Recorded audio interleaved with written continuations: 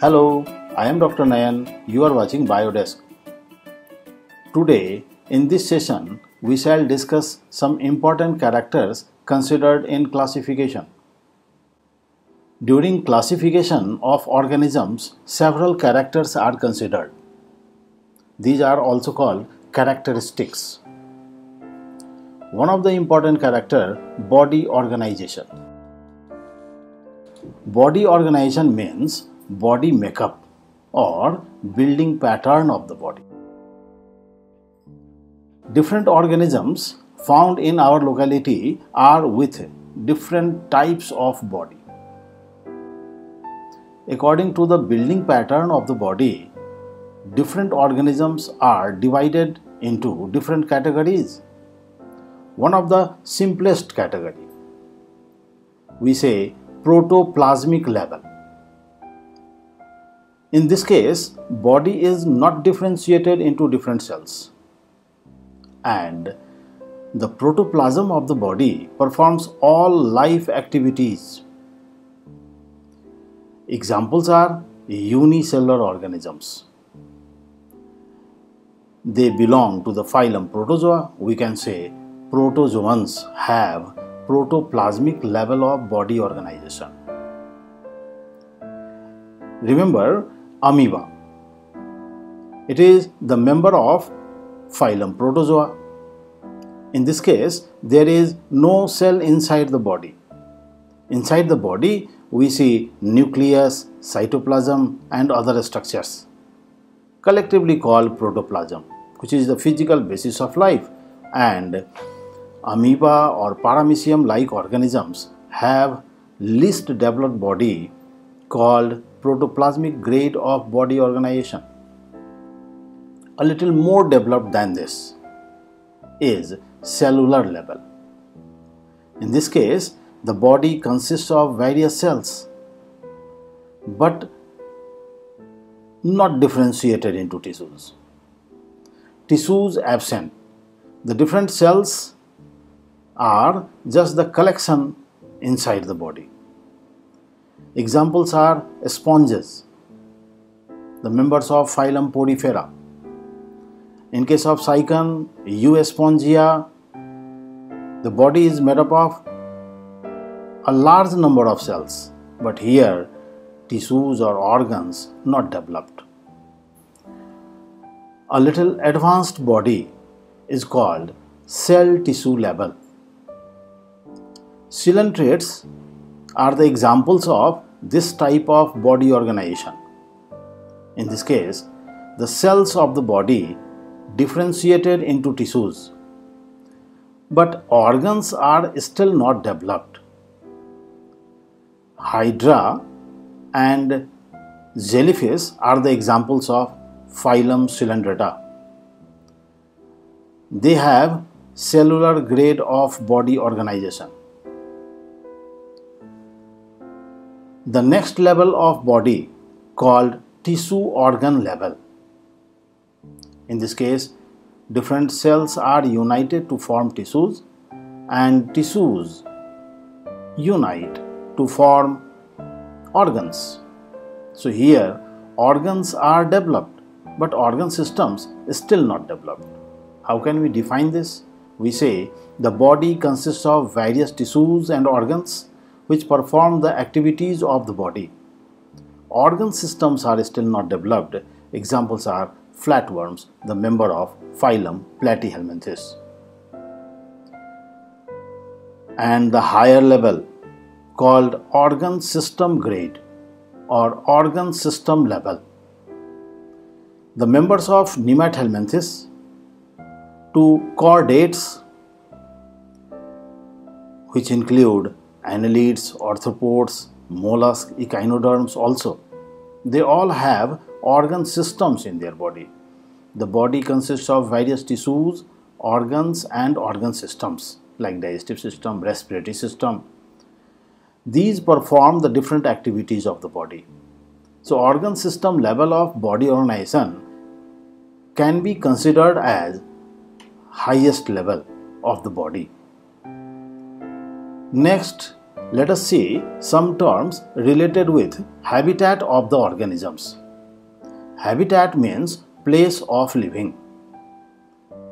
Different organisms are found in different places, and especially particular organisms in particular place.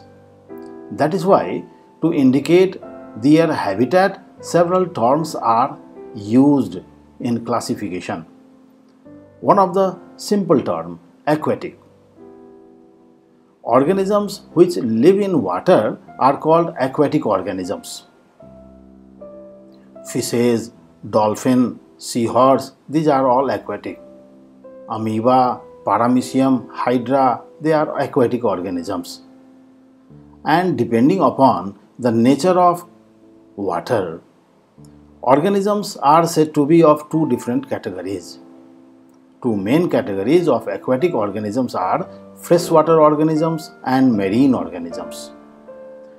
Freshwater organisms living in ponds, lakes, river, pools, they are called freshwater organisms.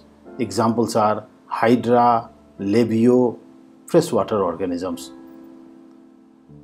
And marine organisms, organisms living in sea, are called marine organisms. You must remember whale, shark, seahorse, starfish, they are all found in sea only. So they are marine organisms. Another habitat, terrestrial. Organisms living on land are called terrestrial organisms. Humans are terrestrial. Horse, elephant, they are terrestrial animals. And one another, subterrestrial. Sub means below. Subterrestrial means living below ground level. So organisms living below ground level are called subterrestrial. Rabbits, rat and earthworm. In this figure, you can see clearly the earthworm living in burrows below ground level. But elephants and horses live on land, so they are called terrestrial organisms.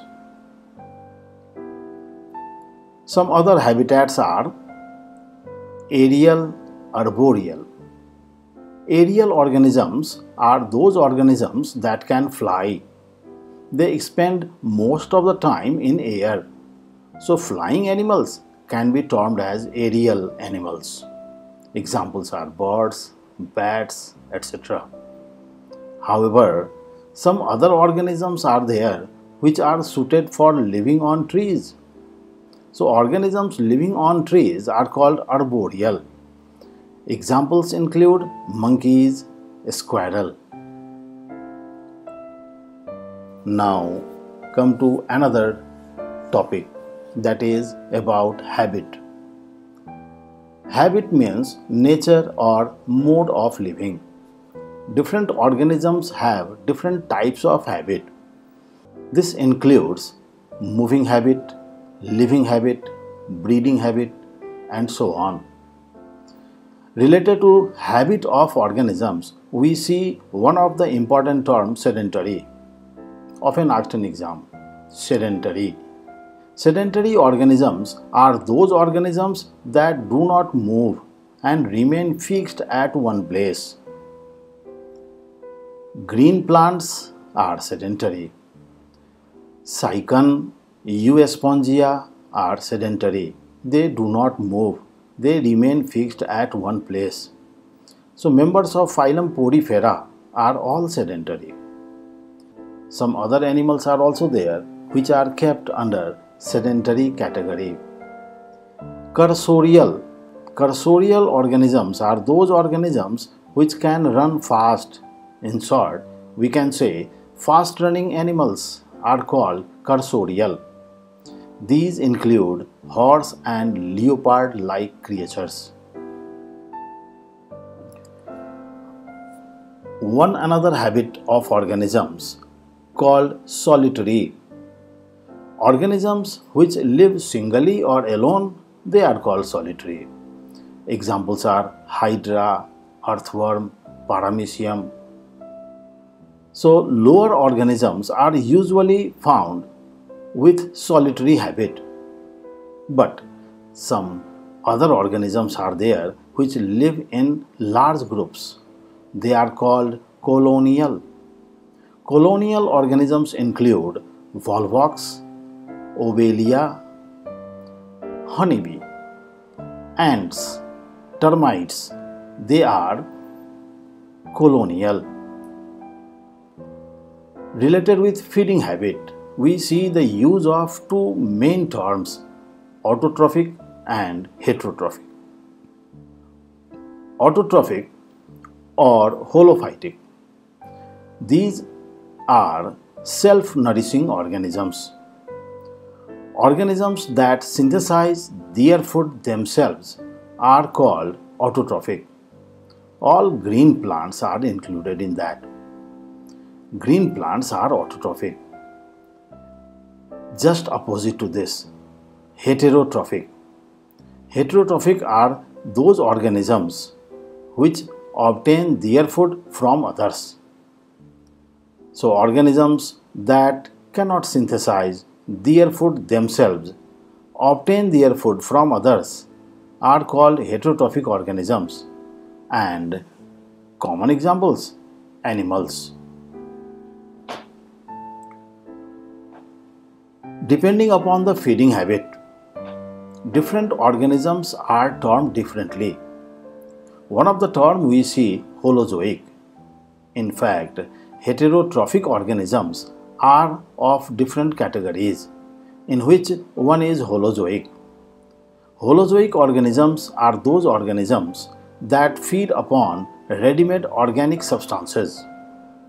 Feeding upon ready-made organic substances, most animals are holozoic. And holozoic organisms are further divided into different categories depending upon the food item. Holozoic organisms may be herbivorous, carnivorous, or omnivorous.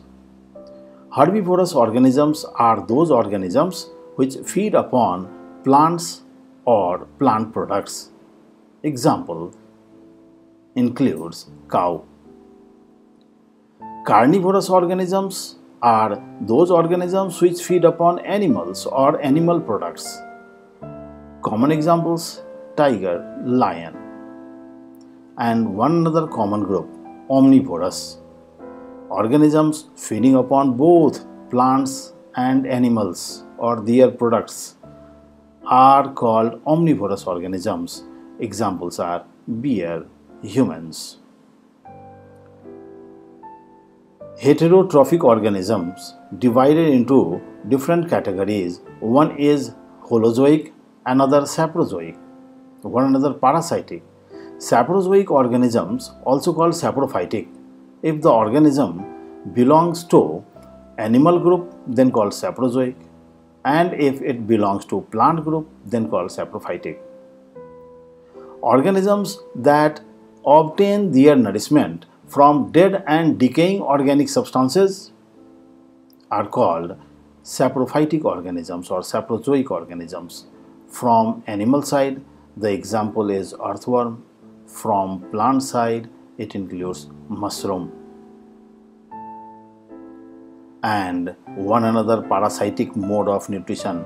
In fact, heterotrophic organisms are divided into one of the category parasitic.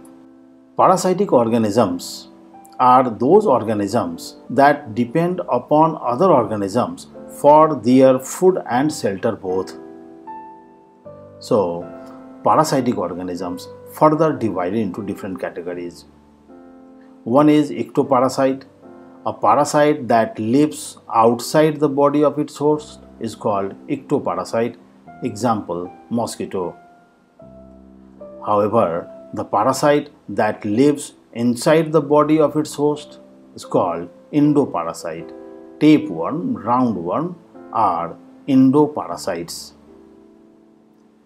One another habit of organism, that is diurnal. Diurnal. Animals or organisms which remain active during day are called diurnal organisms. These include frog, butterfly. Most birds are diurnal. They remain active during day. But several organisms are there which remain active during night, and they are called nocturnal. Here in the diagram we are seeing butterfly. Butterfly is diurnal. Butterflies are often seen in gardens during day flying over flowers. But owls, bat, toad, they are all nocturnal. They remain active during night. So nocturnal animals are those animals which remain active during night. And animals remain active during day called diurnal. You can remember here D for diurnal, D for day, and nocturnal and N for night. In that way, it can be remembered easily. One another habit about breeding habit of organism. Several terms are used to show the breeding habit of organisms. One is oviparous. Animals laying eggs are called oviparous. Example, fishes, birds. Reptiles are oviparous. And one other, viviparous. Animals giving birth to their babies. And this group includes mainly the mammals. Ovoviviparous is one another term. It looks like the combination of oviparous and viviparous. In fact, these organisms are really oviparous, looking like viviparous. How can we define this? We say animals producing eggs which develop inside the body of the parents. So they bear babies, but the babies develop from eggs inside the body of the parent. Example includes shark, crab, scorpion, etc. This is all about the habit of organisms. Now come to another characteristics of organisms. One is symmetry. Symmetry means property of similarity or property of sameness. When we see the similarities in the body, different types of organisms are there. Some organisms are with asymmetrical body, means no two sides are similar. You can see amoeba. Here in the figure, amoeba and paramecium. These two animals have no two sides similar. When we draw a line in the middle, right side, left side not similar, upside, downside not similar. Similarly in paramecium also. Mouth on one side, one end rounded, another end of the body pointed. So such organisms are called asymmetrical organisms. What is asymmetry? Asymmetry means no symmetry. Body parts are so arranged that the body cannot be divided into two equal halves by any plane. This condition called asymmetry. Common examples are amoeba and paramecium. Depending upon the property of sameness, some organisms are with bilateral symmetry. What is bilateral symmetry? Remember, bi means two and lateral means right and left. In these organisms, right and left sides are similar. In fact, only the right and left sides are similar. We define body parts are so arranged that the body can be divided into two equal right and left halves by only one plane. All the members from helminths to chordates are with bilateral symmetry. The figure of insect shows right side, left side similar, and similarly all vertebrates are with bilateral symmetry. Only right and left sides are similar. Upper, lower not similar, anterior, posterior not similar. So this condition called bilateral symmetry. Related with property of sameness, one other term we see radial symmetry. Radial, here the term indicates body parts are radially arranged around a central point. So this one, radial symmetry, means more than two sides similar. Body parts are radially arranged. How can we define it? we say body parts are arranged around a central axis and the body can be divided into two equal halves by more than one plane. Example, starfish, hydra, jellyfish, they are with radial symmetry. Now, let us talk about some other characteristic. One of the term is Diploplastic. Di means two and blast means layer. So the name indicates these organisms are with two different layers. What may be these two layers? In fact, these are the two layers of germinal cells. In the body of hydra, when we see the internal structure, the body wall, we find two distinct layers of cells. An outer layer of cell, that is called ectoderm, and an inner layer of cells, that one called endoderm. In fact, ectoderm and endoderm are germinal layers. They develop during early development in the body and are also called embryonic germ layers. Animals having just two layers of embryonic germ cells, ectoderm and endoderm, are called diploplastic. Two layers found in two groups only. Remember, one is Porifera, another Coelenterata. Poriferans and Coelenterates, two groups, these are the phyla. The members of these two groups are with two layers of cells only. So, diploplastic organisms, Poriferans and Coelenterates. Another term we see, Triploblastic. Tri means three. Name indicates these are related with three layers of germinal cells. So animals in which the adult tissues are derived from three layers of embryonic germinal cells are called triploblastic. What are these three embryonic germinal layers? These are ectoderm, mesoderm, endoderm. In case of diploplastic organisms, ectoderm and endoderm are attached with an intermediate non-cellular layer that we say mesoglia. But in triploblastic organisms, in between ectoderm and endoderm, there is another cellular layer and this is called mesoderm. Thus, ectoderm outer, mesoderm middle and endoderm inner. And triploblastic organisms include helminths to chordates, means Annelida, Arthropoda, Mollusca, Echinodermata, all are triploblastic. Now, let us move towards one other term, coelom. Coel means cavity.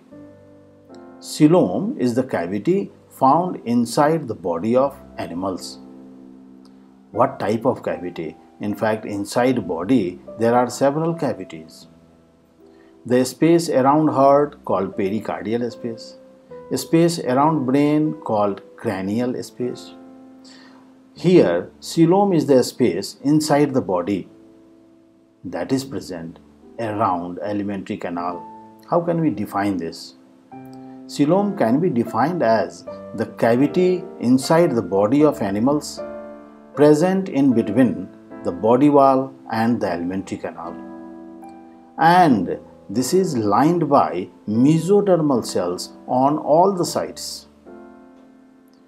When coelom is not found in the body, the animals are called acoelomate. Remember, here A means no coelom.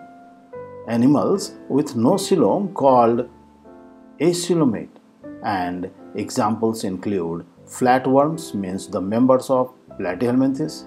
Coelenterates, they do not have any space inside or in between the alimentary canal and the body wall.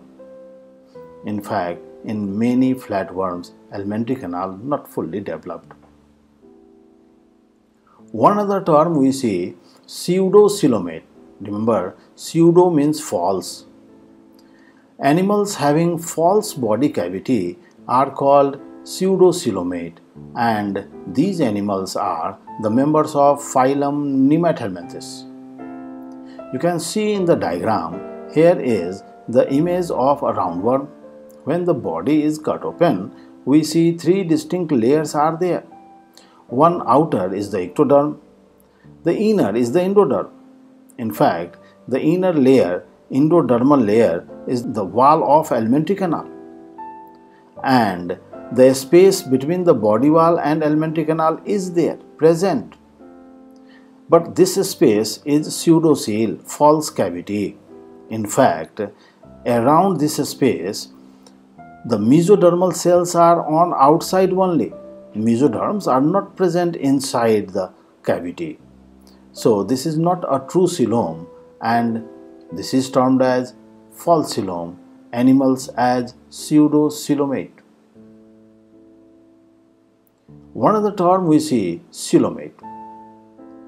Animals which bear true coelom are called coelomate. In the beginning we have seen the definition of coelom includes the space inside the body lined by mesodermal cells on all the sides, and this space lies in between body wall and alimentary canal. Earthworm or annelids are true coelomate animals. These are also called eucoelomate. Here in cross-sectional view we can see ectoderm on the outside, mesoderm on outer side, endoderm inside, and this mesoderm is on inside also. In fact, there is a space in between mesodermal layer. Mesoderm on outside combines with ectoderm, forms body wall. Mesoderm on inner side combines with endoderm, forms the wall of alimentary canal. Thus the coelom becomes the space in between body wall and alimentary canal, and on all sides of this cavity mesodermal cells are present.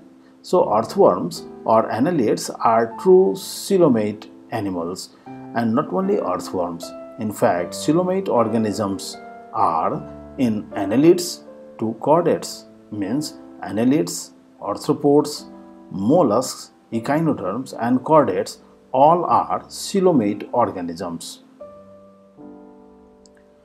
We see one another term used during classification of organisms, and that is metameric segmentation. Meta means many and segmentation means division. In fact, when body is divided into many similar segments, this condition is called metameric segmentation. Here, the body of Nereis, the member of Annelida, shows several similar segments in the body, and such segmentation is called metameric segmentation. Metameric segmentation is found in the members of three different groups: Annelida, Arthropoda and Chordata. So annelids, insects and chordates have metamerically segmented body. One other term about the regions of the body. When we talk about the regions of the body, several terms are used frequently. You must have heard about these terms: anterior, posterior, dorsal, ventral, lateral. Anterior. Which part of the body can be said to be anterior? In fact, forward directed end of a moving animal or part of the body nearer to the head is called anterior end. Here in the diagram, we see the animal has head which is directed forwardly during locomotion, during movement. So head end is called anterior end. Just opposite is the posterior end. Backward directed end of the moving animal or part of the body nearer to tail is called posterior end. What about dorsal? In the diagram we can say simply dorsal side is the back side. In fact, upward directed side of a moving animal or part of the body nearer to back is called dorsal side. And opposite to dorsal is the ventral, means downside. Ventral side, we can define it that downward directed side of a moving animal or part of the body nearer to belly is called ventral side. What about lateral? The right and left sides of the body called lateral side. Right and left side means in between dorsal and ventral. So, different terms are used to indicate the regions of the body. One other term we see appendages. We simply say a movable outgrowth of the body with free end is called appendages. Like limbs, antennae, tentacles. In case of Hydra, there are several free moving thread-like structures around the mouth. These are the appendages. These help in locomotion. These help in food capturing, and these are movable outgrowths of the body. Similarly, in case of octopus, the 8 arms around the mouth, these are appendages. In case of our body, hands and legs are appendages. In Paramecium, cilia appendages. In Euglena, flagella appendages. We see the use of one other term, monoecious. Monoecious means bisexual or hermaphrodite. Monoecious organisms are bisexual organisms, means species in which male and female reproductive organs are found in same individual are called monoecious organisms. Examples are earthworm, leech. In fact, in this case, the same individual is both male and female. Both male and female reproductive organs are found in the same, so-called hermaphrodite. And just opposite to this, one other term, dioecious. Dioecious means unisexual. A species in which male and female reproductive organs are found in separate individuals are called dioecious. Cockroaches are dioecious. We can distinguish them from outside, and this is called sexual dimorphism distinct. Male with narrow end with certain special features. In fact, male reproductive organs in one individual, female reproductive organs in another individual. Such organisms are called dioecious. So vertebrates are dioecious. Fertilization. Fertilization means fusion of male and female gametes to form a diploid zygote. Depending upon the place, fertilization is of two different types, external fertilization and internal fertilization. Fertilization that takes place outside the body of the parents called external fertilization. Frogs are common examples having external fertilization. In this case, fertilization takes place in water. And internal fertilization, just opposite. Fertilization taking place inside the body of the parents called internal fertilization. Mammals, birds, they have internal fertilization. Development. The process of being developed is called development. Development may be of two different types, indirect development and direct development. What is indirect development? Remember the life cycle of frog. Frogs oviparous, laying eggs, and the eggs hatch into larvae. The structure of larvae quite different from adult. This type of development in which larval stage is seen called indirect development. So we define it as when development includes a free living larval stage, for example, amphibians, insects, this type of development, indirect development. And one another, direct development, when development does not include a free-living larval stage, it is called direct development. The babies are similar to their parents at the time of birth or hatching. Birds and mammals have direct development. Hope this session was useful. Stay tuned for upcoming videos. This much for today. See you in the next one. Thank you.